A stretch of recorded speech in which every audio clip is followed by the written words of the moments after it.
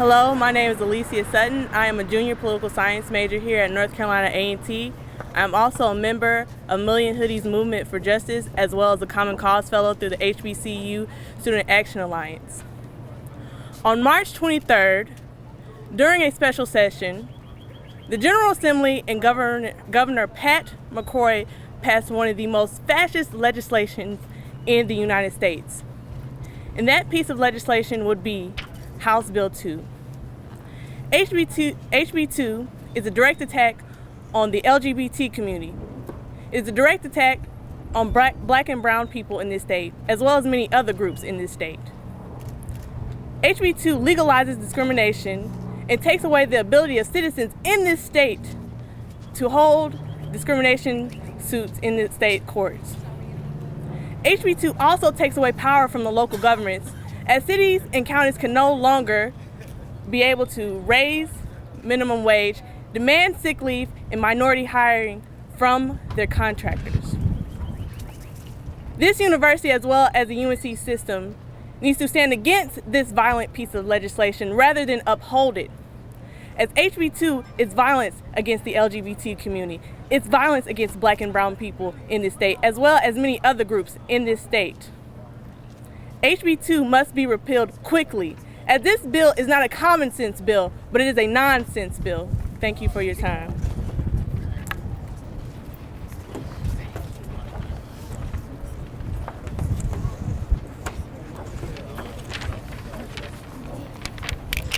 Hello, my name is Kalika Harmon with Common Cause and also HBCU Student Action Alliance, as well as Million Hoodies for Justice.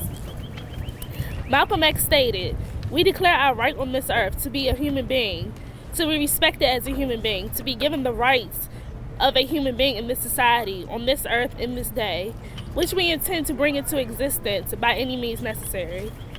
I stand here and ask you today, how are we respected as human beings if the rights of our family, friends, and peers are being stripped away from them because of House Bill 2? As students and youth leaders who have read about discrimination in our textbooks, it's time to open up our eyes and see that it is here, it is right now. Discrimination is legal within the state of North Carolina. We are not free until we are all free, and when I say free, I am speaking on behalf of the LGBTQ community, people of color, women, youth, and our elders. Although the U.S. Constitution was not written by and for those who are not the same color as my melanin skin tone, does that mean the 14th Amendment has no value to those who I'm speaking on behalf of? We, the students of the University of North Carolina system, call on you, Margaret Spellins, to advocate for the safety of trans and gender non-conforming students by opposing House Bill 2. The language in this bill is oppressive and harmful to the livelihood of the LGBTQ plus community, especially low-income minority communities and workers. This bill, enacted by Governor Pat McCrory in the North Carolina General Assembly, is the most anti-LGBTQ plus legislation passed in the nation. It is a horrendous act on non-discrimination policies that various communities have advocated for as well as died for. HB2 isn't just about the bathrooms. What about the economy? What about minimum wage? HB2 puts our economic development and job opportunities at risk. Those state legislators who passed this dreadful bill should be humbled for their attempt to silence the voices of our citizens. I say attempt because we, the people of North Carolina, will take a stance against this bill. It is our duty as students to stand against this law, and now it is time for our institutions, including North Carolina Agricultural and Technical State University, to do the same. We will have our voices heard, and we will take the necessary steps to have this bill eradicated. We want freedom by any means necessary, we want justice by any means necessary, and we want equality by any means necessary.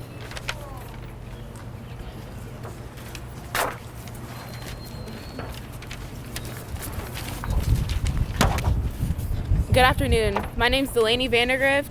I am a freshman political science student and a member of Million Hoodies Movement for Justice in Black Lives Matter Gate City. Transforming this silence into something that empowers and liberates all oppressed communities begins with establishing a common language. A common language where violence is analyzed and discussed allows strategic action to be made against the silence.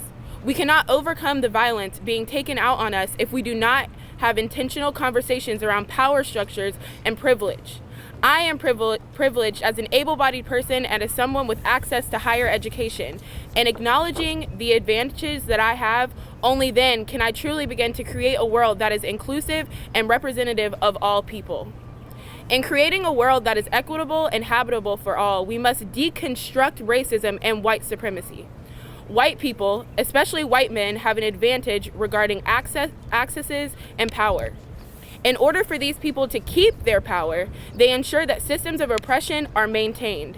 This looks like the criminalization of black and brown bodies, the mass incarceration of black men, the policing of trans and gender non-conforming bodies, the denial of a livable wage, the removal of basic non-discrimination protections, cutbacks on healthcare support, as well as the continuous rise in tuition.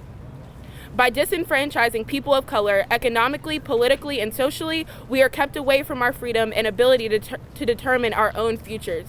What good is a state legislature or university system if it does not provide you with the same support and protections as everyone else?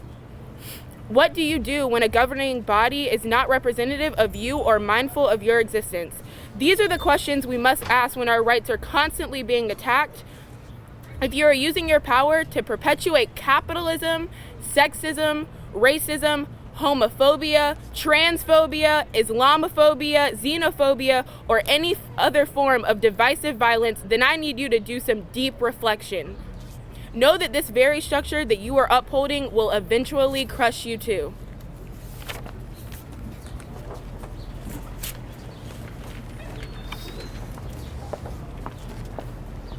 Hi, my name is Carnisha Collins, and I'm a junior political science student here at North Carolina A&T State University. Legalize discrimination. That's the conceptualization of the North Carolina House Bill 2. The act has made headlines being referred to as the worst anti-LGBTQ law ever. What started off as a state issue now has national ramifications, with big corporations such as the National Basketball Association raising concerns and PayPal holding backtracking on its plans to put its global operations center in Raleigh. The act has definitely taken a jab at the economy, but that doesn't stop states like Mississippi from passing laws of the same nature. In the words of Martin Luther King Jr., injustice anywhere is a threat to justice everywhere. Therefore, it is paramount for elected officials all over to take action. The media plays off the Public Facilities Privacy and Security Act as if it's merely about bathrooms. What many fail to realize is that the statute has 5 parts and only the first portion affects bathrooms. The bill is really about denying LGBTQ members and other minorities of their civil rights.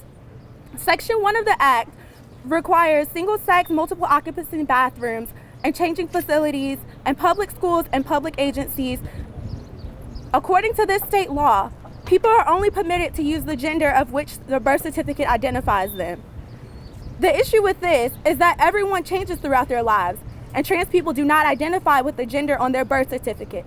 The concept is the same as a young lady who was to get married.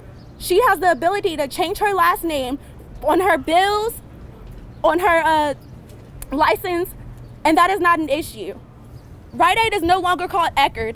No one is still sitting around here calling it Eckerd. So why does this apply to transgender people? The resolution is simple: repeal the bill.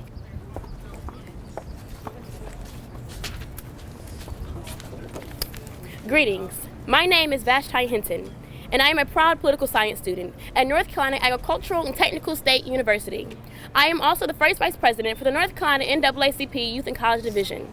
I also represent Black Lives Matter Greensboro, and I also represent many other organizations, social justice organizations in North Carolina.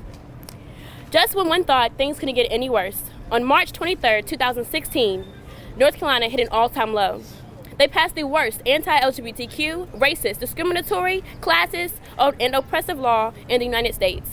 Specifically after Asheville and Greensboro had made plans to increase the minimum wage to $15 an hour. Charlotte had passed a bathroom ordinance, which allowed trans-identifying people to use the bathroom they identified with under the law.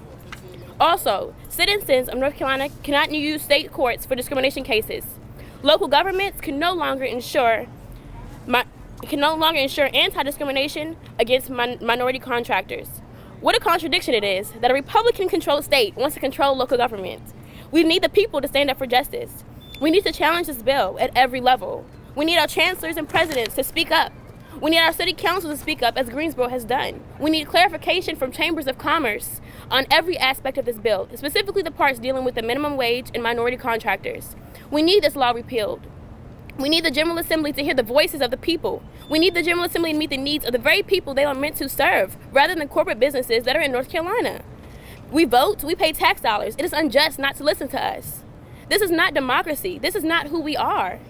We must challenge ourselves and our beliefs to build a better tomorrow that is just and evolving to better serve the needs of the people. It seems as if we are pushing towards a less democratic and less inclusive society, the one that encourages gerrymandering, discrimination, racism, classism, homophobia, neoliberalism, and xenophobia. I want to challenge and call out to all political leaders and representatives, whether it be over our university, local cities and municipalities, to state government, to federal government. Do better. Listen to the people. They are hurting. They are tired. They are broken, but they're resilient. So you can choose to not hear us, but we will not stop until we win. We will not stop until we are free. Chancellor Martin, House Bill 2 conflicts with the preeminent 2020 diversity goals. Margaret Spellings, House Bill 2 conflicts with the UNC school system non-discriminatory policies. Tell the truth. Stop with the political correctness. My favorite quote is, "Tell the truth, even if your voice shakes." What kind of world do we live in when those who represent us are fearful to tell the truth? It is time for a revolution.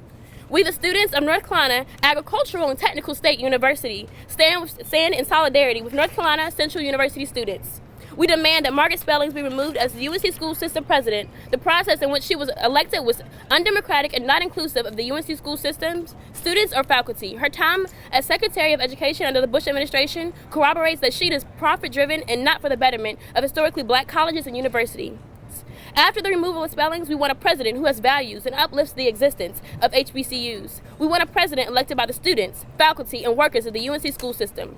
We demand that all workers on campus be paid $15 an hour, livable wages. This includes cafeteria workers, janitors, and all university workers. We know without their hard work, our institution would not thrive.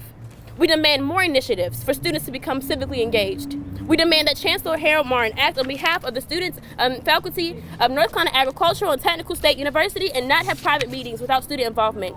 We demand the North Carolina Agricultural and Technical State University administration not sell a university as a business, but upholds the institution of learning and critical thinking.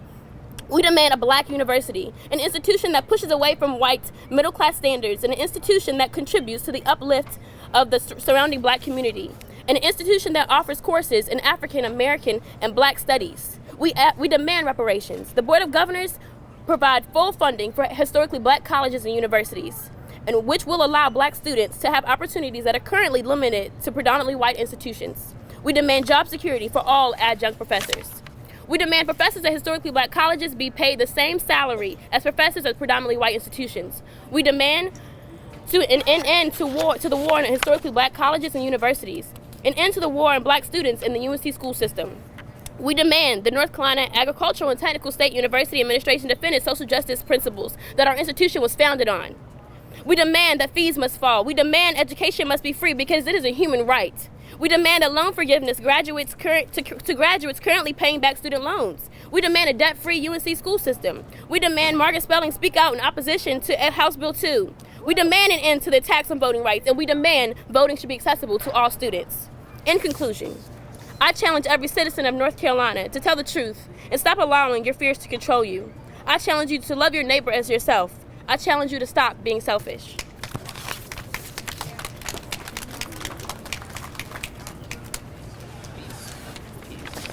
Peace, y'all. My name is Nandi. My pronouns are they, them, theirs. I'm a student here at North Carolina A&T State University, as well as a member of Ignite NC, Black Lives Matter Greensboro, and the Queer People of Color Collective. Today I will be reading a statement to you from the Black Lives Matter Queer and Trans People of Color Coalition in response to the House bill. On the anniversary of the passing of Blake Brockington, a black trans teen from Charlotte, North Carolina, Governor Pat McCrory and the North Carolina General Assembly moved to attack working people and to create dangerous conditions for women, LGBTQ people, black and brown people, and any workers who experience discrimination or who struggle to make ends meet. The General Assembly and Governor McCrory chose to criminalize trans and gender nonconforming children and youth and to scapegoat trans women and other trans people for rape by passing North Carolina House Bill 2. The House bill bars city and county governments from raising their municipal minimum wage, as well as prohibits anti-discrimination policies that account for gender identity, expression, and sexual orientation. Lawmakers were only given 5 minutes to review the bill that was 5 pages and passed it within a 12-hour period without a single trans person of color being allowed to speak. This bill reinforces the school-to-prison pipeline that trans and gender nonconforming students of color already face by making their choice of toilet grounds for suspicion or arrest. The bill rolls back decades of hard-won progress and will harm our entire state. It undermines municipal democratic control, advancements to anti-discrimination policy, and further prohibits wage increases. This is a direct assault on working families and particularly working women of color who are most likely to be paid poverty wages. LGBTQ folks of color are workers and we are worth more. The bill uses trans panic and not acknowledging the lives of Angel Alicia Walker and also Blake Brockington. We honor and fight for Blake by affirming that our lives matter. Anti-transgender bias in legislation and persistent structural racism directly impact the devastating rates of suicidality and unemployment, physical and sexual violence, poverty, incarceration, and homelessness experienced by transgender people of color. Trans and queer people of color demand a living wage and freedom from criminalization and discrimination in the workplace and in the bathroom. For Blake Brockington, for Angel Alicia Walker, for all Black and brown trans people in North Carolina who have been murdered, disappeared, or incarcerated, it is our duty to speak. It is our duty to demand freedom, to demand a living wage, to demand education, to demand comprehensive health care that is accessible and free of charge. Some words from Audre Lorde and supporting this and taking the words that you learned from today and sharing this and spreading this and supporting all people that are impacted this. Know that we need to uplift the most marginalized people and understand that this bill impacts every single one of us, even if you don't identify within the LGBTQ community. We can learn to work and speak when we are afraid, in the same way we have learned to work and speak when we are tired. For we have been socialized to respect fear more than our own need for language and definition. And while we wait in silence for that final luxury of fearlessness, the weight of that silence will choke us. The fact that we are here and that I speak these words is an attempt to break that silence and to bridge some of those differences between us. For it is not the difference which immobilizes us, but silence. And there are so many silences to be broken. Please break the silence today.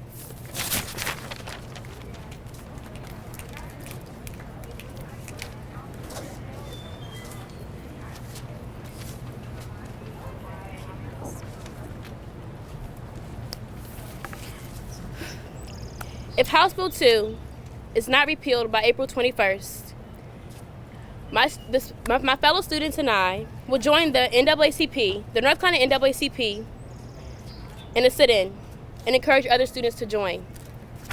Again, we challenge every citizen of North Carolina, every student in North Carolina, to step aside of yourselves for a moment and do the right thing. Stand up for justice and tell the truth. It's time out for the same old, same old. North Carolina is in a really bad place right now. And so I challenge everybody who can hear my voice, everybody who's looking at me right now, to do the right thing. Thank you.